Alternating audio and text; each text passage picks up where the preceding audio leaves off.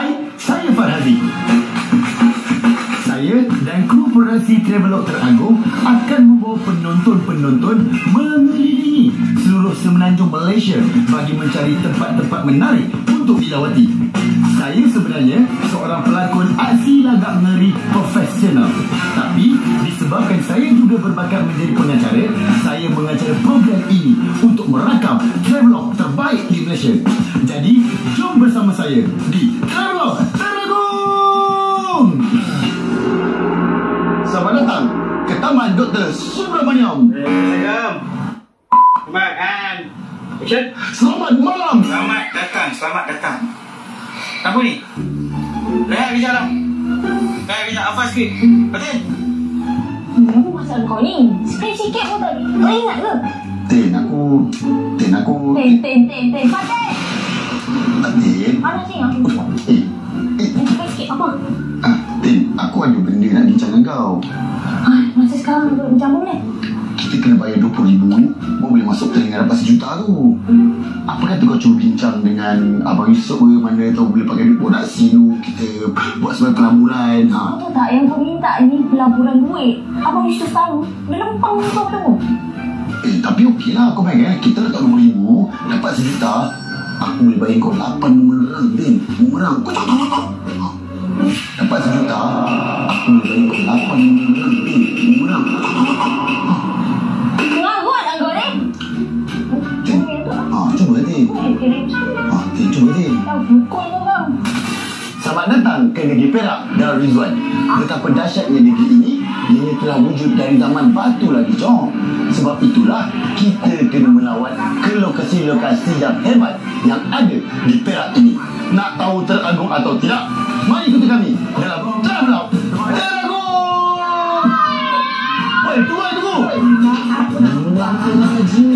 Episod kali ini, kami, produksi Travelog Teragung, akan melakukan ekspedisi pusing negeri kedua terbesar di semenanjung Malaysia, iaitu Perak Darul Rizwan. Sepanjang kami berada di negeri ini, memang teragung perjalanan kami. Makan-makan, main-main, jalan-jalan, semuanya teragung. Lengkap. Terlalu lengkap itulah yang membuatkan kami akan memenangi pertandingan Travelog terbaik Malaysia dan sekaligus mengaut kemenangan RM1 juta. Tapi, tahukah anda, Perak sebenarnya mempunyai 5 jenis dialek, iaitu dialek utara, dialek Kelantan, dialek Kepulauan Indonesia, dialek Lembangan Sungai Perak dan dialek Selatan. Artinya, rupa mana nak kau apa kalau gitu koma? Pening teman. Kejadian di Pulau Pinang tu masih menghantui saya. Saya tak pernah cakap pun yang saya ini sepenuh. Saya harap anda maafkan saya. Untuk apa? Memang kau package sempurna lah. Sebab saya ni package sempurna. Sebab saya ni package sempurna. Nampak? Saya memang package sempurna. Package sempurna. Belakang ni buat. Tak ingin ku dilukai sebulan. Kita dekat Zoo Taipei, dan apa kita nak buat dekat zoo malam-malam ni? Kita ada night safari. Walaupun kami datang zoo ini pada waktu malam, tidak bermakna waktu siang tidak dibuka. Siang pun buka juga untuk pengunjung, Jom. Tapi datang zoo waktu siang itu biasa-biasa. Kami kan Travelog Teragung. Nak tahu teragung macam mana? Koma ikut teman. Mari kita tengok apa hewan yang ada dekat sini. Ini adalah tarikan baru yang ada dekat sini. Jangan bisik. Makin. And action. Ini adalah satu tarikan baru yang ada di Zoo Taipei. Serigala, anjing hutan.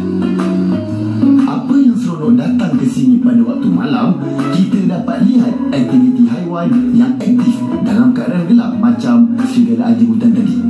Amaran, anda tidak dibenarkan untuk memberi makanan kepada binatang kecuali dengan kebenaran pihak zoo. Mari. Bismillah. Alamak. Gagal. Ada banyak lagi haiwan. Jom, ikut saya. adalah kria mahkota, sejenis burung daripada Afrika. Lihatlah.